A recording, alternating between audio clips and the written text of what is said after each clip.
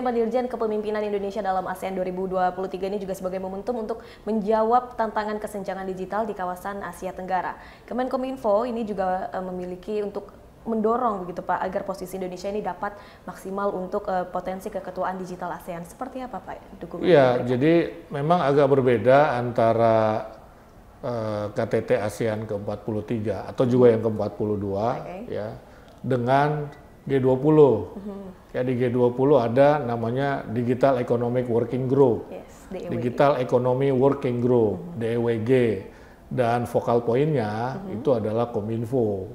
Meski di situ judulnya digital ekonomi atau ekonomi digital, Kominfo menjadi leading sector atau focal point. Tetapi di KTT ke-43 ASEAN ini, ya focal point untuk urusan digital ekonomi adalah di Kementerian Ekonomi. Kementerian Ekonomi itu Menko Perekonomian dalam hal ini, dan kemudian kementerian-kementerian yang ada di bawah koordinasi Kemenko Perekonomian, ya misalnya Kementerian Perdagangan, Perindustrian, dan Keuangan, dan lain-lain begitu. Nah, jadi karena kan seperti saya sampaikan tadi, fokus KTT ASEAN ke-43 ini ekonomi pada dasarnya begitu ya. Karena itu maka yang menjadi focal point adalah Kementerian Koordinator Perekonomian. Nah, sudah disepakati adanya DEFA. DEFA itu DEFA, DEFA. DEFA itu Digital Economy Framework Agreement. Ya, jadi semacam ada kesepakatan kerangka pengembangan ekonomi digital di kawasan ASEAN dari sisi infrastrukturnya dan SDM-nya serta lain-lain begitu. Karena kenapa kita perlu membuat DEFA? Karena potensi ekonomi ASEAN ini sangat besar ya. Kalau dirupiahkan itu pada 2030 bisa 30 triliun lebih potensi ekonominya. Begitu ya pasti, dan ini tentu harus diawali dengan pengurangan digital divide. Ya, kesenjangan digital di antara negara-negara ASEAN. Kita ini kan ada negara ASEAN yang 100% wilayahnya sudah terkoneksi internet, katakanlah Singapura begitu kan. Indonesia 80-an%, tapi mungkin ada negara lain di Asia Tenggara yang masih jauh untuk dikatakan ideal dalam hal konektivitas digital. Karena tadi pengembangan ekonomi digital memerlukan connectivity. Ya misalnya kita sudah mulai menerapkan yang namanya pembayaran digital bersama di antara negara-negara ASEAN.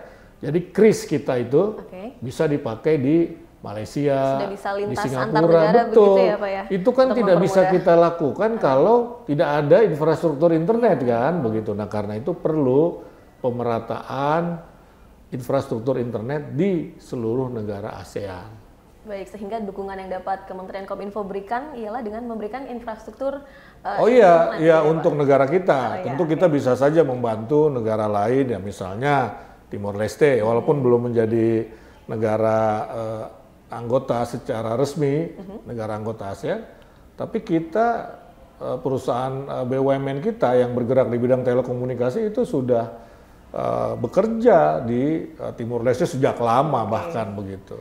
Baik, sehingga ini secara bahu-membahu begitu ya Pak untuk saling mendukung. Iya harus semua, harus semua begitu, harus semua bersama-sama mewujudkan itu. Kalau tidak ya tidak bisa. Kalau cuma 1-2 negara saja yang concern. Baik, berarti dapat dikatakan sejauh ini implementasi dalam mewujudkan hal tersebut ialah dengan penggunaan KRIS antar antar penggunaan negara pembayaran digital. Iya, pembayaran digital di negara-negara Asia Tenggara. Sekarang mungkin baru beberapa ya.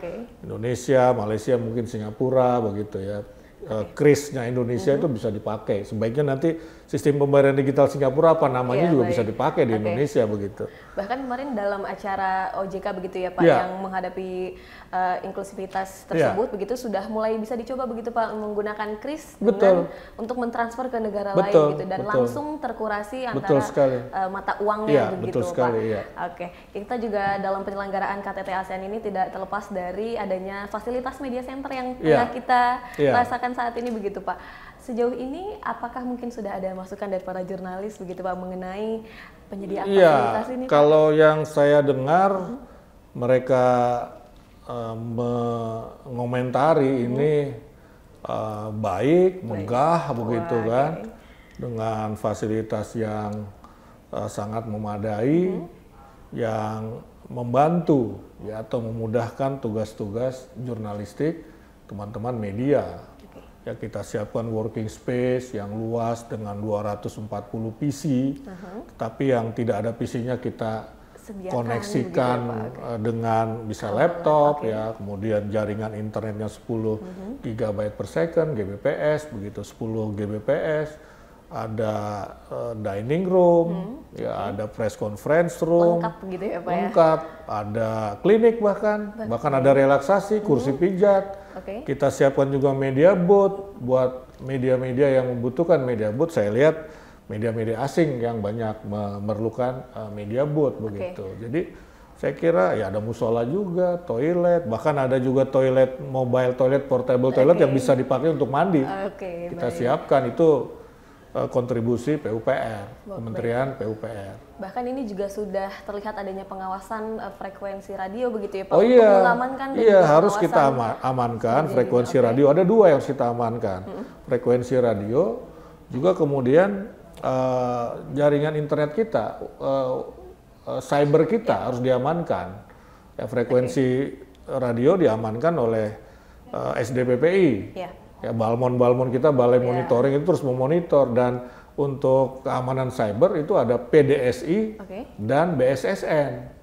Dibantu juga Cyber Polri begitu ya. Jadi kita harus kolaborasi. Seperti dulu di G20 kita itu kan dikawal oleh PDSI dan BSSN sehingga website kita itu aman, website g20.org itu aman begitu ya, karena memang ya siapa tahu banyak yang mencoba menghack, menembus gitu begitu. Jadi kita lakukan pengamanan ya secara penuh lah begitu.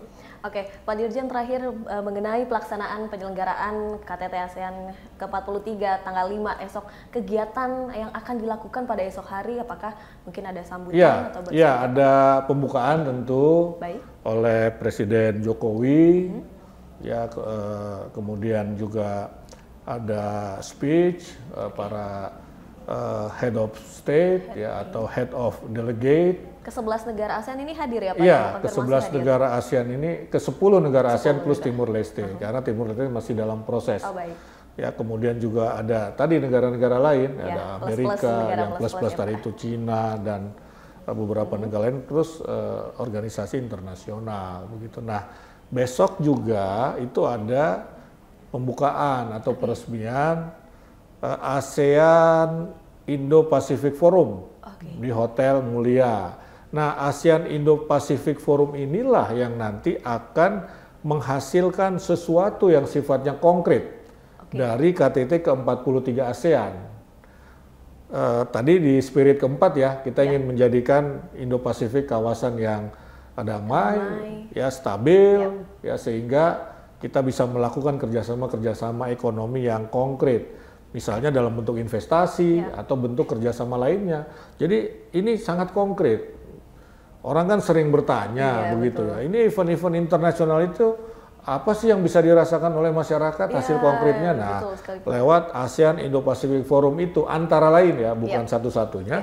Itu akan tercapai kerjasama yang konkret, termasuk juga ABAK ya, ASEAN Business Forum itu ya. Jadi kalangan bisnis bertemu untuk mendiskusikan apa kontribusi dunia usaha bagi kemajuan ASEAN atau kawasan dan juga bagi kemajuan ekonomi dunia begitu. Tentu kita semua menantikan hasil kesepakatan yang konkret begitu ya Pak, dari pembahasan Asian Outlook on the Indo-Pacific yang tentunya akan memberikan dampak positif bagi masyarakat luas begitu ya Pak.